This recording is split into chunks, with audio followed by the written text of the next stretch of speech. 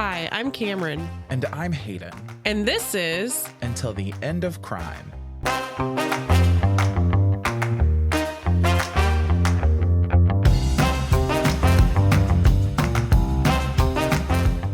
I want to take this time to request listeners that you share our podcast with a friend who's going to listen and is going to set our podcast to download. Downloading is the biggest way to help us continue to produce this podcast and to reach more listeners. So please, please, please share the good news, spread the podcast, invite your friends to the Instagram and the Facebook. Because we're going to be here until the end of crime. Oh my God. And we can't just do it for ourselves. No. Hail. With that being said, welcome. Cameron. Yes? It's time for your favorite part of the episode. You triggering me with a question that I am going to react to. Yay. What kind of facades here we go. do you think people create for themselves? At least you didn't make it about me specifically this time. And what facade do you most frequently put up? It wasn't about you until you made it about you. Well, that's fair. It's also probably one of your lighter throws. Oh, this is a softball. Yeah. This is a wiffle ball. My facade that I most commonly put on, which I'm going to assume is when I'm out in public, and the only time that I really go out in public is to work. So cold, aloof, callous, dry. That's truly a facade. Sarcastic. None of that is a part of her natural persona. I'm not actually sure what that shade was, but it definitely felt like shade. No, it wasn't. You are a very warm person and you care deeply about your friends. But we do know sometimes you read as maybe not necessarily being a warm presence. Yeah. Whereas for me, that's probably inverse. I do genuinely care about people. Yes. To a great extent, but I do operate in a way that's very true to one of my favorite childhood models, my Aunt Nancy. Right. And so I try to approach everyone with a warmth that I do genuinely feel in the moment. Yes. But might be read as disingenuous. That is a fair assessment, I would say. So in the moment, you mean everything that you're saying. Mm-hmm. Everything is very genuine. You do read very warm. You know what? Maybe persona is more appropriate than facade, because a facade is put on, it's intentional. Yeah. And here I think we're just talking about different personas that we adopt in situations. Mm-hmm. Because as much as I do visit with people and as warm as I can come across, I would love nothing more than to just not be around people most of the time. Right. I think I do it to protect myself, for survival, for... That sounds so traumatic. That sounds like it's related to really deep-rooted trauma. Yeah. So what is the case you're going to be telling me today? Well, if we go back to facades, when we talk about facades, I think you and I both have experience with maybe the same person or people who present as one way very intentionally, but that's not their truth. That is neither their true self or their persona, but rather an act that is put on very intentionally. Enough about facades. Let's hop into the case. And persona. And personas. We'll put them both to bed for now. So today's case obviously deals with facades that we just put to bed. Cut. Cut, print. Moving on. In 1985, Sara Ambrusko thought she had found the perfect husband. Fred Tokars was an attorney, a good attorney, whose ambition was sure to provide him and his soon-to-be wife, Sara Ambrusko, with a good life. Sara herself was a very successful club promoter in the Atlanta area. When the then 32-year-old tied the knot, Sara was sure that she would have a wonderful life. Before Sara met Fred, she had worked as the marketing director for a trendy nightclub called Elan in Atlanta. She lived a really fast-paced and exciting life, but she did long for something more stable, something more traditional, just like her upbringing in Buffalo, New York. Sara had grown up in a large Catholic family, with her father a doctor and her mother a stay-at-home mom. She was also one of 7 daughters. That's a lot of girls. That is a lot of girls. It's a lot of kids, but to have them all be girls is a lot. Estrogena. Tamponina. I wonder, do you think in the 1960s, 70s that young Catholic girls were allowed to use tamponinas? That is a semi-serious question. Oh, I know, but I know thought that we were the skipping Catholic- over the trauma today. I'm so fascinated by Catholicism and its That's nice. the minutia of some of the rules, like with birth control. Not raised in it, were you? No, Oh. just its cousin. It's removed cousin. Lutheran? Yeah. Those 95 theses that separate us from the Catholics. No insight? I got nothing. Okay. Well, Nothing but trauma. Catholic listeners, please write in. Let us know. Unless that's just too graphic and too much for you, then you can just keep it to yourself. But I'm curious. Anyway, Sara had begun to seek that same stability, that same sense of family in her own life as what she was raised with. One evening while watching the local news, Sara saw Fred on TV. Now, this is prior to them being married. Okay. I did kind of figure, but thank you for the clarification. Yeah, you're welcome. Fred had grown up in the same suburb and attended the same high school as Sara, but their friends had never really crossed their paths had never Their really friends crossed. had never really crossed paths. Right. Right? What the is going on with me? For Sara, seeing Fred on television sparked this interest that she had never really had in Fred before when they were at school together. So she knew him. Knew of him. But their But didn't- paths hadn't crossed. Right. Well, and interestingly enough, this information comes from an article that was published in Atlanta magazine, and it was a reproduction of an article that ran in 1993. And that's the only real source where I could find information on them having grown up in the same area and having gone to the same school. Anyways, so Sara somehow manages to get his contact information and impulsively calls him. And they connected really well. And a romance followed very quickly after. Were you able to find if he knew of her? There is not a lot of information about Fred's personal life. Okay. Fred represented the possibility of that stable and traditional life that Sara had been craving. She had already been married once before, and that marriage ended in divorce with no real details available as to why it dissolved. But Sara was eager to settle down and start a family. And just 1 year after their first date in 1985, Sara and Fred were married in a simple civil ceremony. Say that 5 times fast. It was hard to say at once.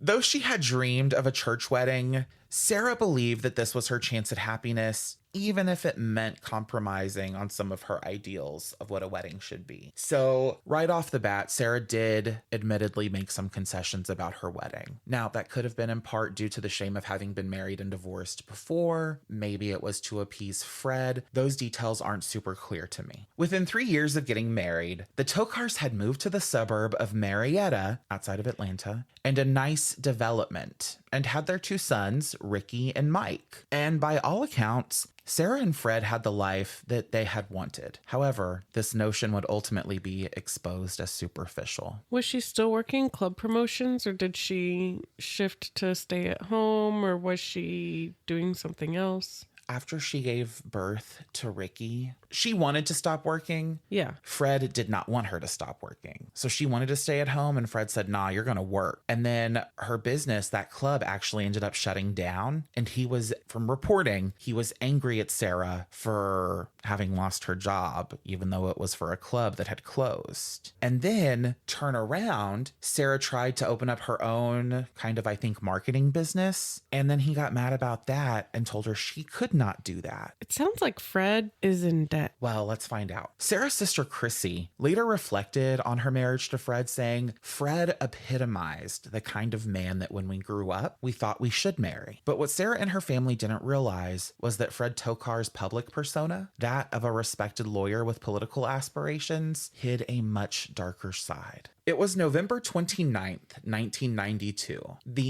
Go ahead. My sister was 1 year and 3 days old at the end. It wasn't really for it. That's why I wasn't going to say it. And How old was she? 1 year and 3 days. On November 29th, 1992? She's older than me? Yes. Y'all both graduated 2010. She has a youthful persona. Persona.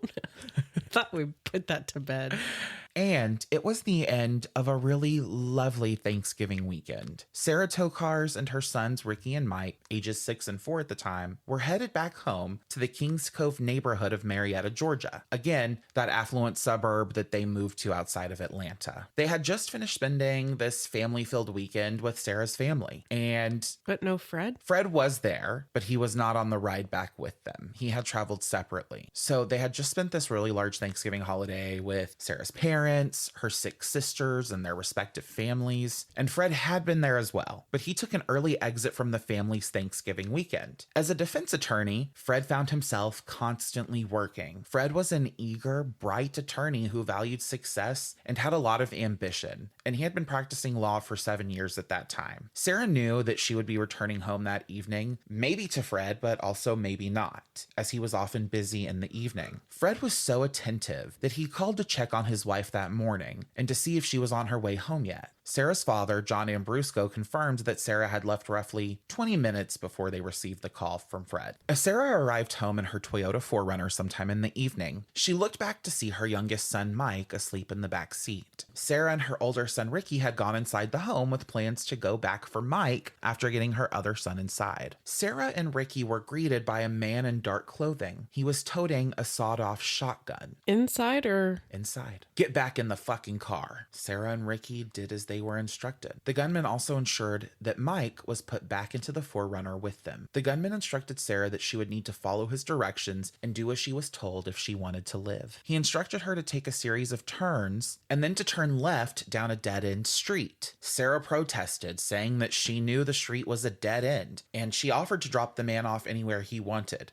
However, the man responded coldly, "Don't fucking try me." Sarah assured the gunman that she had no intention of trying anything. She drove down the street, reached the dead end, and pulled to the side. The gunman took his sawed-off shotgun and shot Sarah in the back of the head at point-blank range. After the gunman shot Sarah, he fled from the car, leaving the 2 boys behind, having just witnessed their mother being shot in the back of the head. Why make the boys, why ensure that the kids were with you? I have no idea. I do not know why it was important for the gunman to have the children in the car with him. The car began to coast down the remainder of the dead-end street into a nearby field. Once the vehicle came to a stop, Ricky leaned over his now dead mother's body, switched the keys to the off position, removed them from the ignition, and then told his brother they needed to go for help. 6-year-old Ricky grabbed 4-year-old Mike's hand. They saw a light in the distance across a field and began walking hand in hand, hoping it was another person's home. Upon arriving at the home across the field, Ricky informed the homeowners that his mother had been hurt by a very bad man. The kind couple called the authorities, and upon finding the crime scene, the Cobb County Sheriff's Department immediately determined that Sara Tokars was dead. The gaping bullet wound accompanied by a large amount of blood dripping down her head and into her hair. Both boys were covered in gore from the shooting. I know it's dark. It's heavy. Pat Banks, the detective responsible for first approaching the vehicle, recalled how shocking the scene was. Ricky and Mike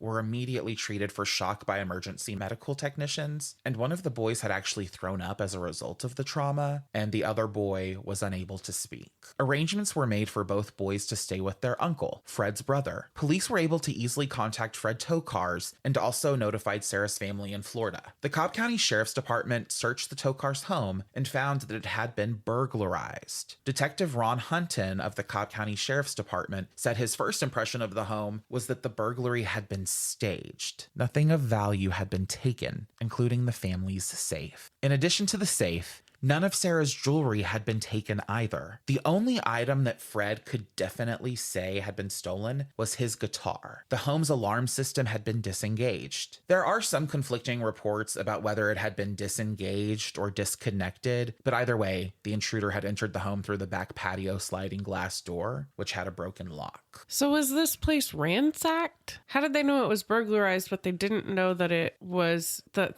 things of value had not been taken? So from my understanding, the Cobbs County Sheriff's Department, especially Detective Ron Hunton, had followed up with Fred and while everything had been staged to look like a burglary, nothing of value was missing. So they kept a safe in their basement, had not been touched. Sarah's jewelry had not been touched. And the only item that was gone was Fred's guitar. So I think it had been ransacked. It had things strewn about. It was very clear that someone came in and either disengaged or disconnected the alarm system. So there were signs that made it look like a burglary, but no real evidence that anything had been burgled. Does that make sense? Yes. Also worth noting, this door that was used again had a broken lock, and it was something the entire family knew. They had been living with this broken lock door for however long. Sarah's family, including her father, John Ambrusko, and all of her 6 sisters traveled to Atlanta. The entirety of Sarah's family was in shock. Immediately, John Ambrusko became apprehensive and distrustful of the account that had been given to the authorities. The account given to the authorities by who? What a good question. That is an excellent question.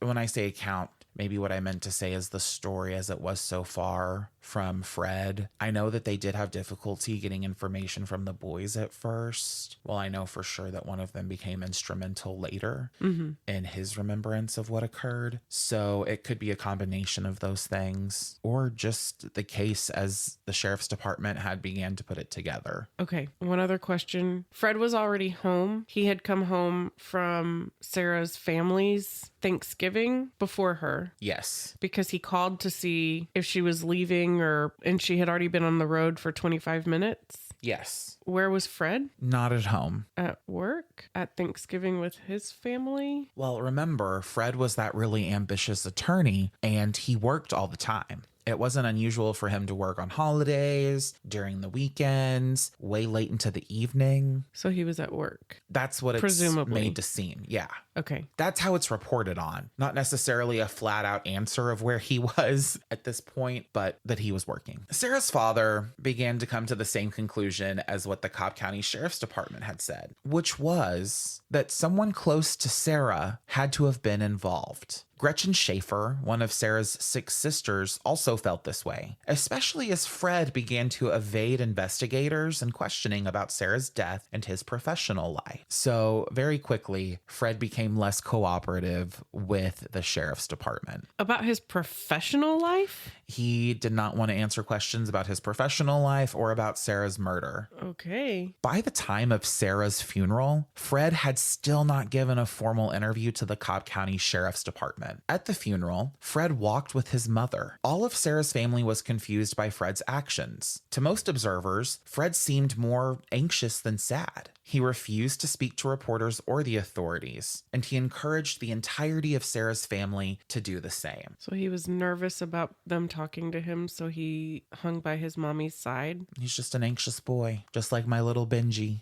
I don't know what that's like. I've never met an anxious dog. I definitely don't have two. In the documentary, American Justice, The Wife Who Knew Too Much, Sarah's sister Gretchen... What did she know? Sarah's sister Gretchen is quoted as saying that Fred was avoiding going to the authorities in an effort to avoid being prosecuted for tax evasion. Fred admitted to Sarah's sister that he had taken money from shady clients and had not paid taxes on some of his earnings. Okay, Fred. Well, by not cooperating, it seems like you might be responsible for murder, which I think carries a higher penalty than tax evasion. He just made a couple of mistakes. I don't know what you're talking about. No, he's afraid of getting caught for tax evasion, and so he's failing to help in a murder investigation. So he's making himself look guilty of murder so he doesn't get caught on tax evasion. Right, it doesn't make sense. Oh, okay. Unless he is behind this murder. Well, you're not the only person who thinks of this as being suspicious. Tell me about Sarah's family. I'm sure they think it was him.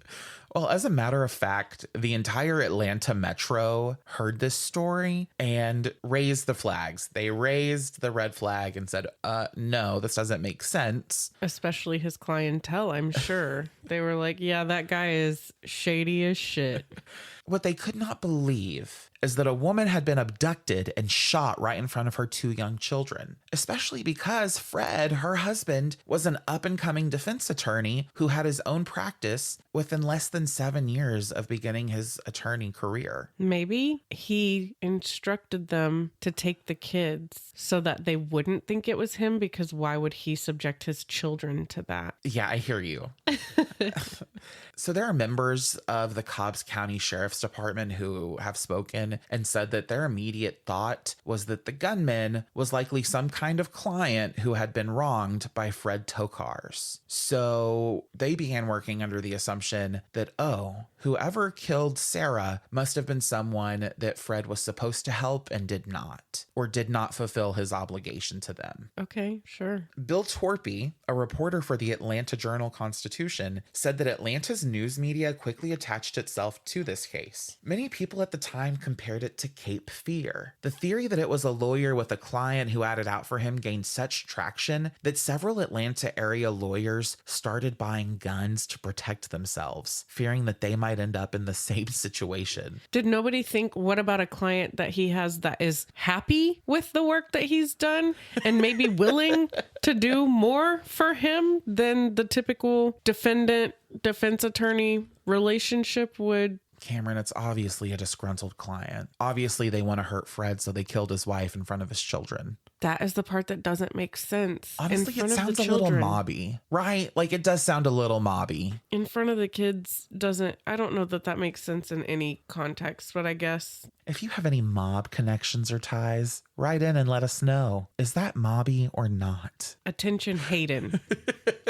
Tom Sharon, a former prosecutor for the Cobb County District's Attorney Office, said that this was a theory authorities really looked into. However, quite soon, the investigation did begin to shift its focus from Sara and this potential disgruntled client to simply Fred Tokars himself. On December 6th, 1992, a year to the day after the Austin Yogurt Shop murders, and a week after Sara's death, Ron Hunton, a detective for the Cobb County Sheriff's Department, interviewed Fred. In American Justice, Hunton describes how nervous Fred seemed during the interview. He's quoted as saying, "Fred talked a lot but didn't say much. He couldn't give details." Evidence, now that Fred was looked at as a potential perpetrator, was mounting. Not only had his wife been killed and the alarm system disengaged while Fred was not home, but Fred had recently taken out a life insurance policy on both himself and Sara. After Sara's death, Fred stood to gain $1.75 million in life insurance money. I've got a question. It's just yes or no. I don't want the details yet. If the answer is yes. Does this guitar surface again? No. Interesting. I think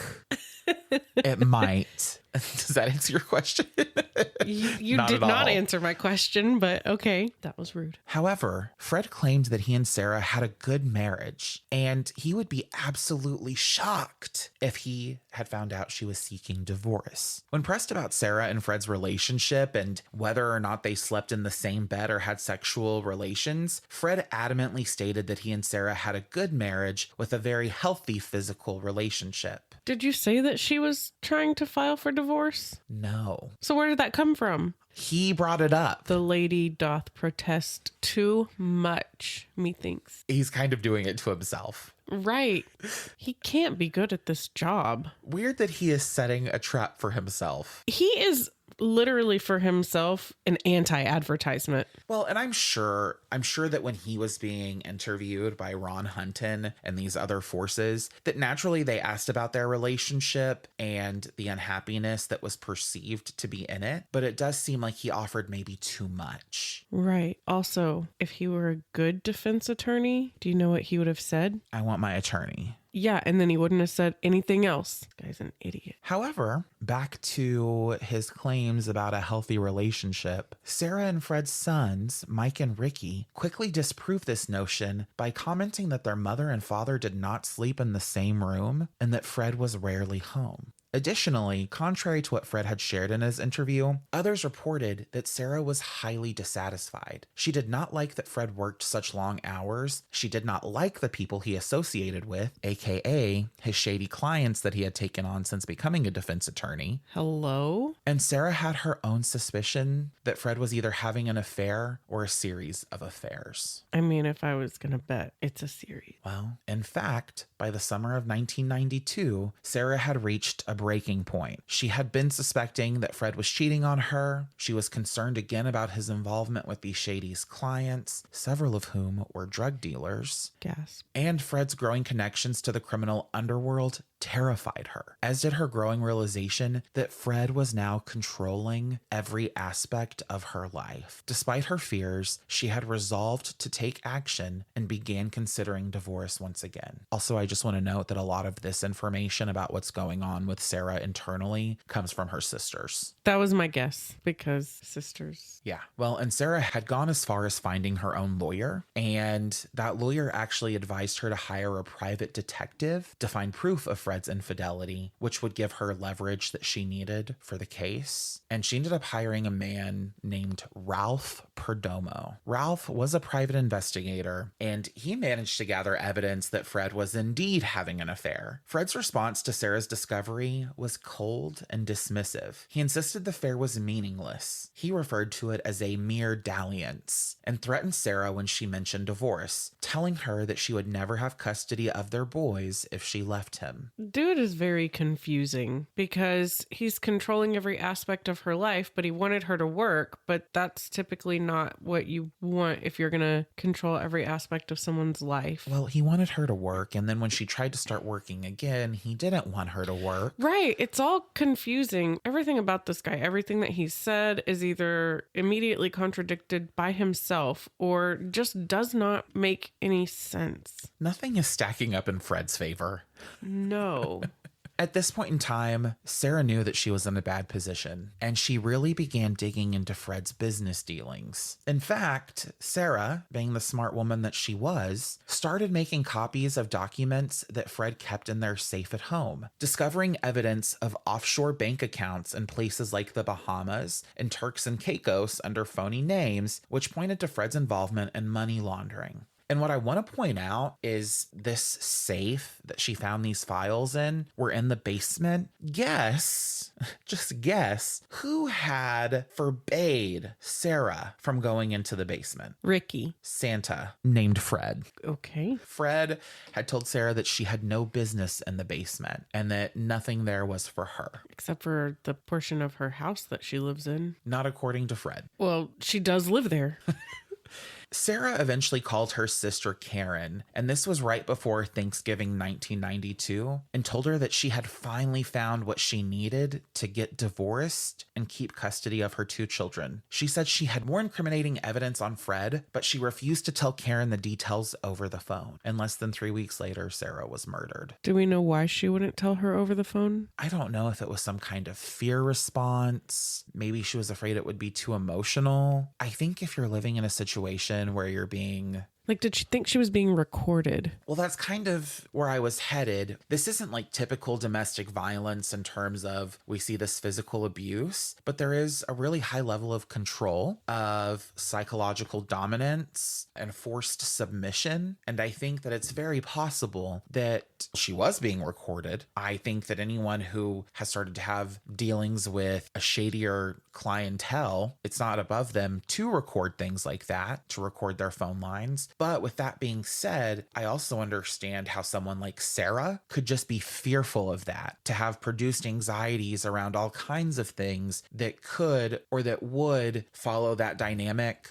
of Fred making her submissive to him. I just think if it were me, if I found this information that would help me divorce my awful husband, if I was concerned about being recorded, I wouldn't even go as far as to say I found something that's going to help me with the divorce on the phone. at all. But they could have been talking in code, like sister code, that That's absolutely right. I didn't even think about that. they could have been, because I'm sure that her sisters, at least, I mean, there are 6, so she's probably closer to some than she is to others, but I'm sure that they were aware of some of the circumstances surrounding Sarah's current situation, her marriage, or whatever you want to call it. And so there may be ways that she was conveying this information, but unwilling to state anything outright. But I would be hesitant to talk openly if I thought I was being recorded about finding something that was going to put the nail in the coffin of the marriage. And to be perfectly fair, first off, who knows to what degree this was paraphrased in the article that I took it from. Also, this is Karen sharing information from her perspective. So whereas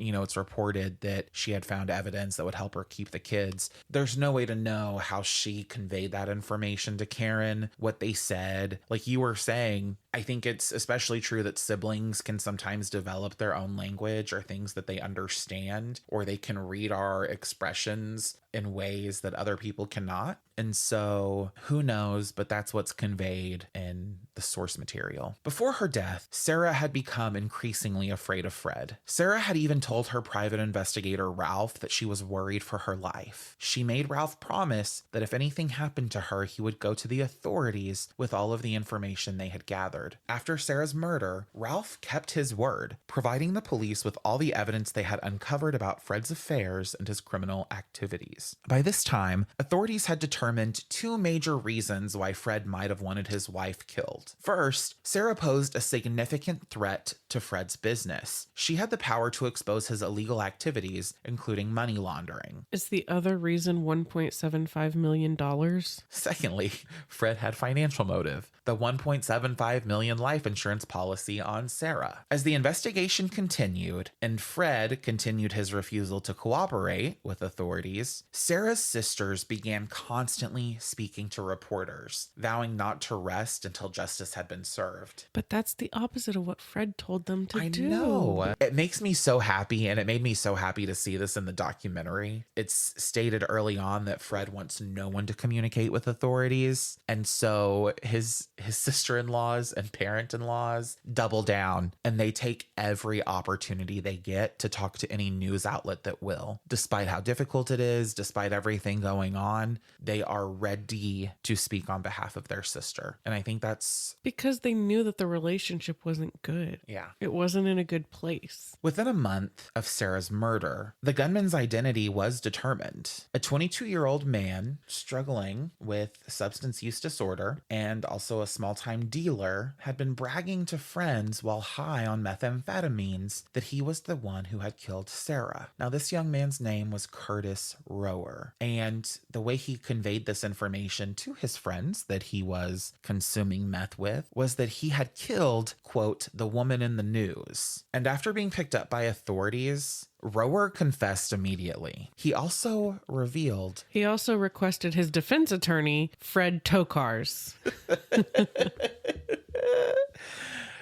He did not do that. Oh. But he did reveal that he had been paid $5,000 to commit the murder. Oh, what a piece of shit. Not even him, because he's young. His brain isn't fully developed. He doesn't fully have impulse control. He is a person with substance use disorder. He is doing meth. The person, who I assume is Fred, who reduced her life to $5,000, but also put almost $2 million on her life. Well, Fortunately, you are wrong. Fred Tokars did not hire Curtis Rower. As a matter of fact, when Rower made his confession, he explained that he had been hired by a man named Eddie Lawrence. Ed Bocars. Eddie Lawrence was actually a local businessman with a bit of a criminal record. Lawrence had approached Rower, offering him the money to kill Sara Tokars. And Ed Lawrence, when he was picked up, requested his defense attorney, Fred Tokars. Not quite. But Eddie Lawrence did prove to be a link that investigators had been searching for. You see, Lawrence, who did have a criminal past, was a business associate of Fred Tokars. And 10 months before Sarah's murder, Eddie had hired Fred as an attorney for a counterfeiting charge.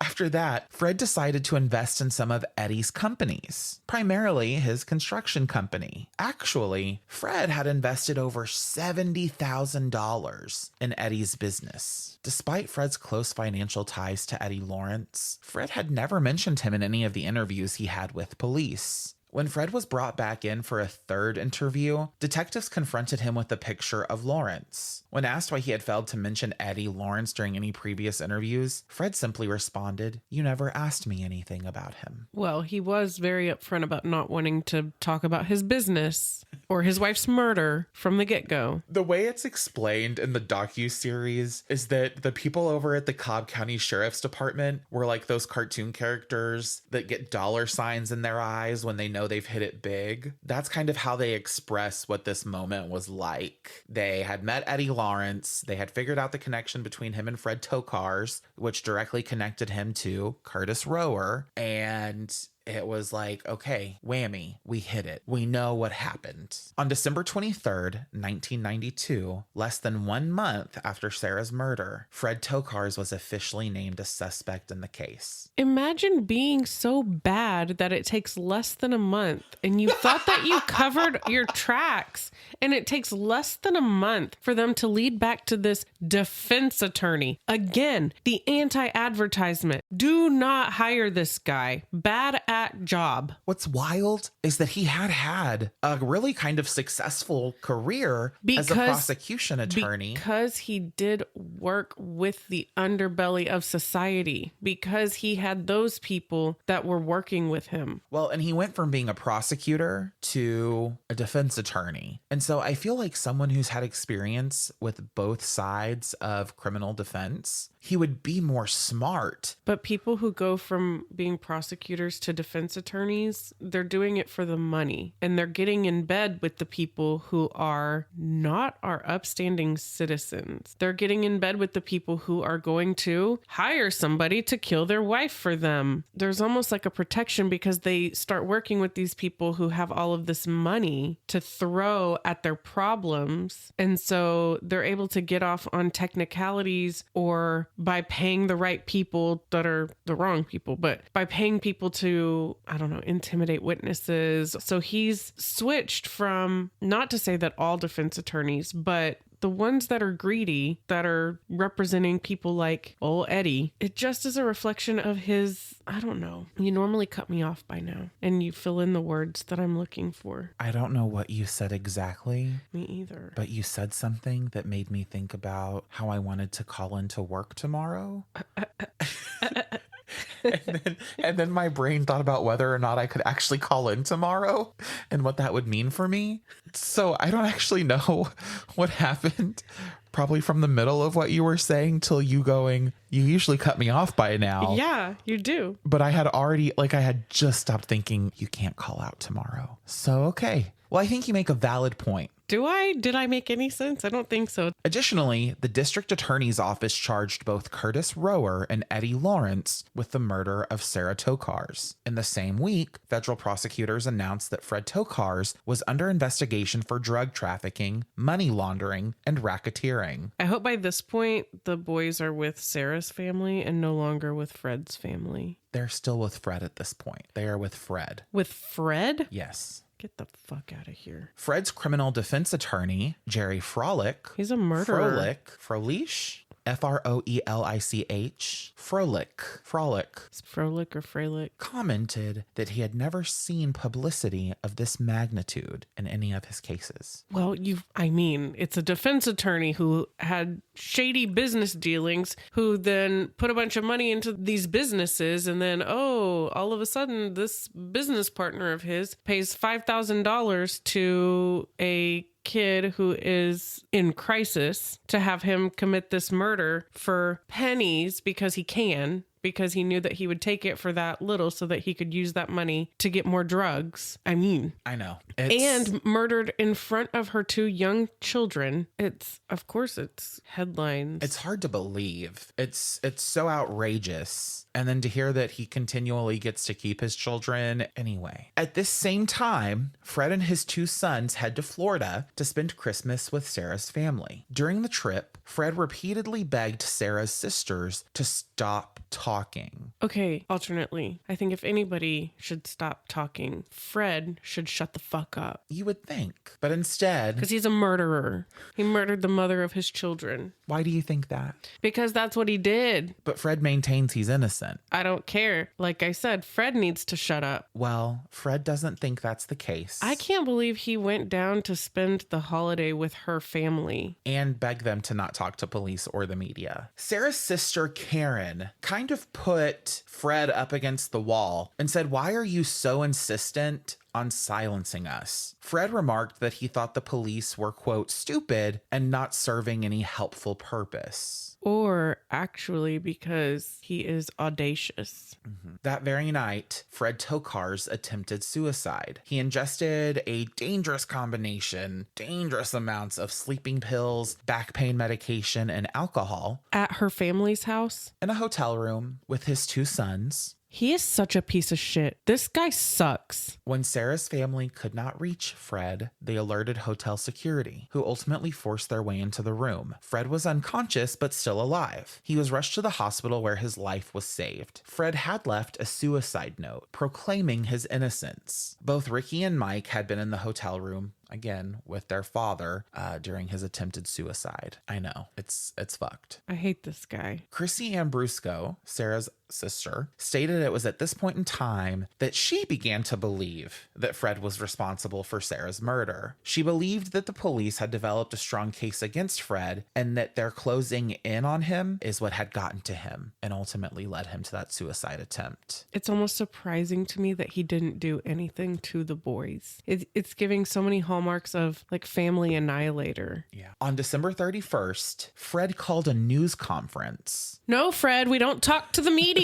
At this news conference, Fred emphatically denied any involvement in his wife's murder. Fred emphatically lied about being involved in his wife's murder. Fred denied these claims of murder because he had been the one to lose his wife. And even more so... You see, this guy is all about himself. Well, he also then goes on to say, and even more so, I've lost my, quote, whole lifestyle, close quote. This news conference obviously did nothing to serve Fred and provided more fuel for the Cobb County Sheriff's Department. Was it hard to carry on having his affair while he was supposed to be grieving the loss of his wife, and now he's caring the first time he's ever cared for his children? Despite the Cobb County Sheriff's Department being more certain than ever of Tokars' involvement, they knew they would need more evidence to support an indictment. Jack Mallard, a Cobb County prosecutor, worked to turn Eddie Lawrence against Fred Tokars. At first, Eddie Lawrence refused to speak.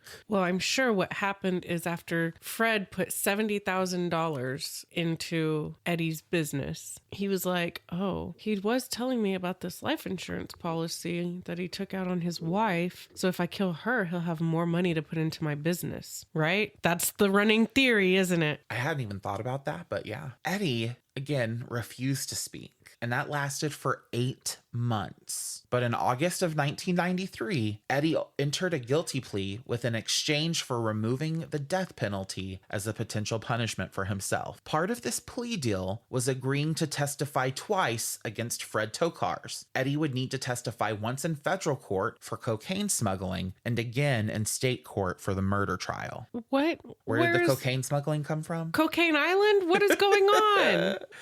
I really don't know. I don't know how cocaine... I know that they ended up finding out... Mm-hmm. Well, I think it goes back to all of that business that he kept hidden in the basement, all of his files. Right, where she didn't have any business being. Right, but again, her being the smart woman she was, making copies of every document she could get her hands on. On August 25th, 1993, just 9 months after Sarah's death, Fred was arrested. Shortly after his arrest, Fred faced his first major legal battle. A federal trial related to his his involvement in drug trafficking, money laundering, and racketeering. Fred's federal trial took place very soon after his arrest, and after weeks of damning testimony, the jury found Fred guilty on all counts, including using interstate phone lines to plan his wife's execution. In April of 1994, Fred Tokars was sentenced to 4 life terms without the possibility of parole. That was just the first trial. Right. As Fred's murder trial drew closer, his defense attorney sought ways to discredit the prosecution. Probably went to the Fred Tokars School of Defense Attorneys. A golden opportunity arose when it was discovered that both Ron Hunton, that detective we talked about earlier, and Pat Banks, also discussed earlier, who were the lead detectives on Sarah's case, had sold their rights to their story during the actual murder investigation. This is giving the bling ring. Both detectives admitted that they had sold their story to a Hollywood producer, but they insisted it did not affect their investigation in any way. Nonetheless, the Cobb County Sheriff's Department fired both detectives in 1994. Finally, in January 1997, 4 years after Sarah's murder, Fred Tokars' murder trial began. It was moved to North Georgia in order to minimize the impact of local publicity. The prosecution argued that Fred Tokars had become enamored with the easy money available in the drug underworld. He had once had a perfect life, but greed led him to throwing it all away. Prosecutors also argued that Fred had orchestrated Sarah's murder to protect his drug enterprise, but also to collect the $1.75 million insurance policy. Eddie Lawrence's testimony ended up being the most pivotal piece of evidence in Fred's murder trial. Lawrence testified that Fred had offered him $25,000 to kill Sarah, and when Lawrence hesitated, Fred threatened to destroy his businesses. Lawrence in return hired Curtis Rower to carry out the murder. The defense team, again led by Jerry Froelich, worked hard to undermine Lawrence's testimony. Froelich argued that Lawrence had every reason to lie in order to save himself from a harsher sentence. He also pointed out that some of Lawrence's claims, such as meeting with Fred at his office, could not have happened due to building security protocols. However, despite these efforts made by Froelich, the jury was ultimately convinced by the prosecution's case. Fred's defense also introduced the idea that Eddie Lawrence may have been trying to throw Fred's life into chaos so that he wouldn't have the ability to shut down Lawrence's business. Furthermore, Lawrence knew intimate details of a family trip to Florida, information that he could have only learned from Fred, making it more plausible that Lawrence had ulterior motives beyond Fred's instructions to kill Sarah. On March 12, 1997, after 12 hours of deliberation, the jury returned with a unanimous verdict. Fred Tokars was found guilty of murder. However, despite the severity of the crime, the jury recommended a life sentence rather than the death penalty, citing concerns about the emotional toll Fred's execution would have on his sons, Ricky and Mike. So these people considered more about the emotional toll than Fred ever did for his sons. I appreciate that they took his sons, Sarah's sons, into consideration and not wanting to cause them more emotional harm. It is a lose-lose-lose. Fred created a situation where no one could win. Except for the prosecution. The prosecution won because Fred is bad at being a criminal and a defense attorney. Fred Tokars wept with relief as the verdict was read. Fred looked back at his mother and whispered, "I'm okay. I love you." For Sarah's family, the outcome was bittersweet. They were relieved that Fred had been convicted, but they were angry that he had been spared the death penalty. Sarah's father, John Ambrusko, felt that justice hadn't been fully served, as Fred's life was spared despite the fact that he had orchestrated his daughter's brutal murder. How does Fred's mommy feel about him having his wife murdered? After it's revealed that he is not going to receive the death penalty, his mother is actually interviewed, and she said, "Life is sweet. I love my son." What a peach. What a true peach. Georgia peach. One of the most shocking elements of the trial involved testimony from sex workers and exotic dancers. One dancer, who claimed to have been a mistress of Fred Tokars, testified that Fred had openly talked about getting Eddie Lawrence to kill his wife. She recalled a conversation where Fred had asked if she knew any drug dealers who could murder Sarah. The sex worker also mentioned that Fred once paid $100 for sex in a limo, and that during their interactions, he made it clear that Sarah, quote, knew too much, and that he was was exploring ways to end their marriage, possibly through divorce or more sinister means. Juror Mary Del Morris, one of the jurors in his murder trial, expressed disbelief at some of these accounts. She remarked, "He had oral sex and asked if she knew of someone who could get rid of his wife, all in 20 minutes? It just seemed unbelievable." Mary Del Morris could not believe that that could have happened. Well, Mary, it happened. Additionally, during the trial, family members of both Sara and Fred Tokars testified, adding to the really already overwhelming case. And Sara's cousin Mary remembered a conversation in which Sara expressed fear for her life. And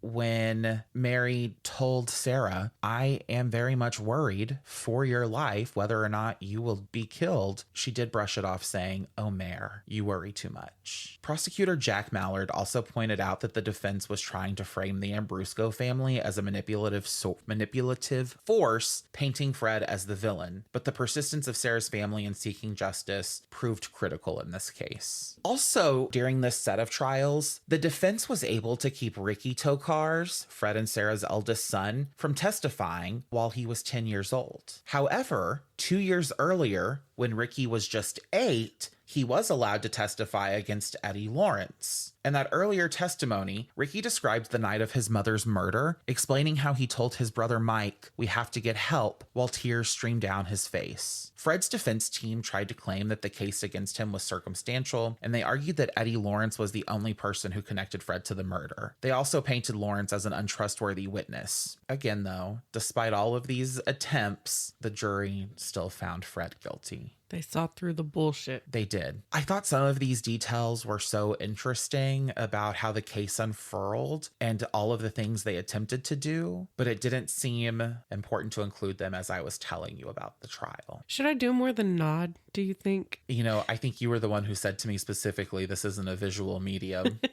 For Sara's family, the years following the trial were filled with grief and anger. Her parents, John and Joni Ambrusko, were devastated by the loss of their daughter. Also, her 6 sisters were left to cope with the knowledge that Fred, their brother-in-law, had ultimately orchestrated their sister's murder. The emotional trauma that Sara's sons, Ricky and Mike, endured was profound. The boys had seen their mother murdered before their eyes and later learned their father was behind it all. Both boys underwent counseling to deal with trauma. They were raised by their maternal grandparents in Florida, but the psychological scars of that night remained with them for the rest of their lives. As Ricky and Mike grew older, they distanced themselves from Fred, choosing not to maintain any relationship with them. The weight of what their father had done was too much to bear, and they struggled to move beyond the tragedy that had defined their childhood. John Ambrusko, Sara's father, continued to express frustration that the jury had spared Fred's life, and really took the opportunity to talk to the media and share with them that he believed that Fred had deserved a much harsher punishment. The family has also, over the years, continued to still speak about the crime and the trauma that it caused in an effort to bring more awareness to the issues faced by Sara Tokars. Fred Tokars spent the remainder of his life in federal prison, serving multiple life sentences for both the federal charges and Sara's murder. Over the years, his health deteriorated significantly. By the 2000 teens, Fred had been diagnosed with a severe form of multiple sclerosis, which left him wheelchair-bound and dependent on others for basic care. In May 2020, nearly 28 years after orchestrating the murder of his wife, Fred Tokars died in a federal prison. His death was confirmed by his longtime defense attorney, Jerry Froelich, who noted that Fred had developed a fever shortly before his passing. Although the exact cause of death has not been disclosed, it was widely understood that Fred's health had been in serious decline for over a decade. For many, Fred's death brought a sense of closure. However, for Sara's family, the pain and trauma still remains.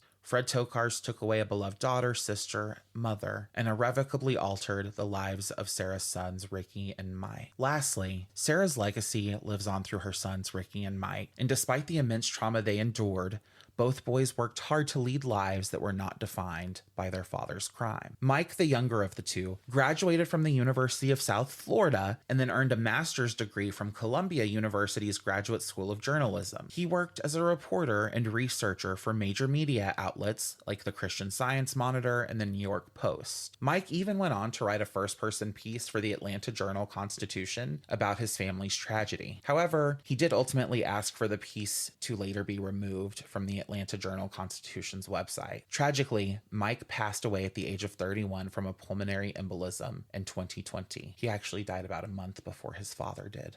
Mike's legacy as a kind, compassionate man continues to inspire those who knew him. Less is known about Ricky. However, some things that we do know is that Ricky did attend college in San Diego and became an avid surfer and traveler. And at last reporting, it's believed that he is an EMT, helping others in situations similar to what he experienced as a 6-year-old. And that is the story of Sara Ambrusko Tokars. Awful. It is awful. It's dark. It's sinister. I think about how it's explained that this 4 and 6-year-old boy were covered in gore, that he had to lean over his dead mother's body after she'd been shot with a sawed-off shotgun and remove the keys from the ignition. Right. And then he still had the wherewithal to grab his little brother's hand and walk him across a field and get help. Do you think that he, being 6, was turning the car off and removing the keys so the car would stop moving because it had been rolling and he wouldn't know to put it into park? Do you think that he thinks that if the car's off, it stops moving, or that he had to wait until it did stop moving to get out? If I were to guess, I would say that I think he probably knew that anytime you get out of a car, you turn it off and take the keys.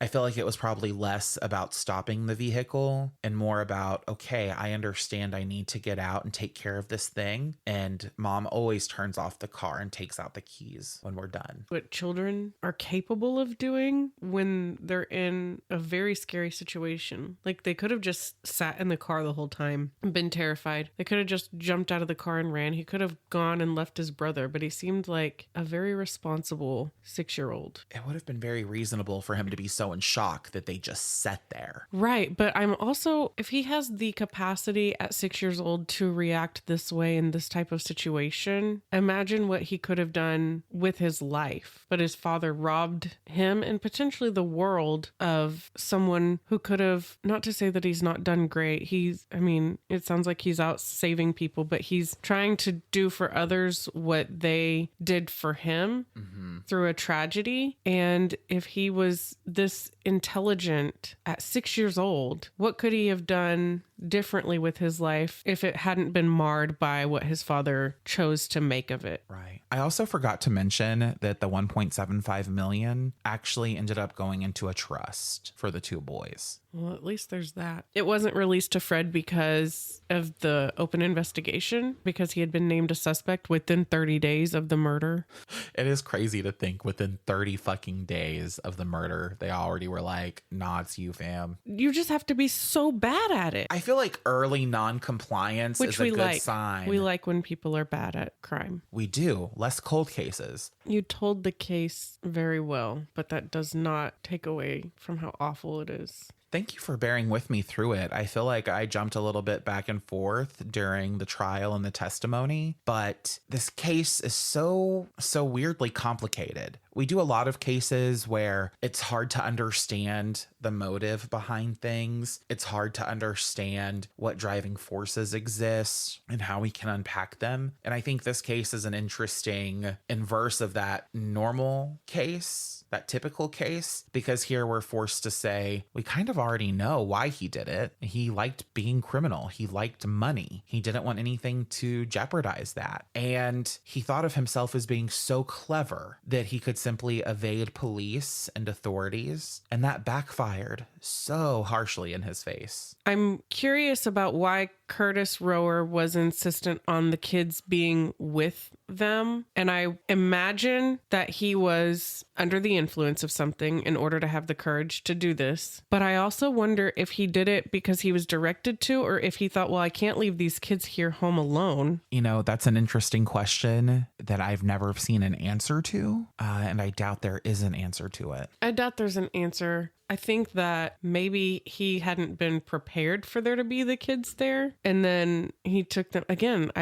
part of me thinks that he was high and decided that he couldn't leave the kids home alone because they were so young. But then he also did leave the kids alone because he killed their mother in front of them. This is awful. It is a terrible and bleak case. There are no real satisfactory elements other than the fact that Fred Tokars was caught relatively quickly and that his children did not have to endure a life with him or near him or around him.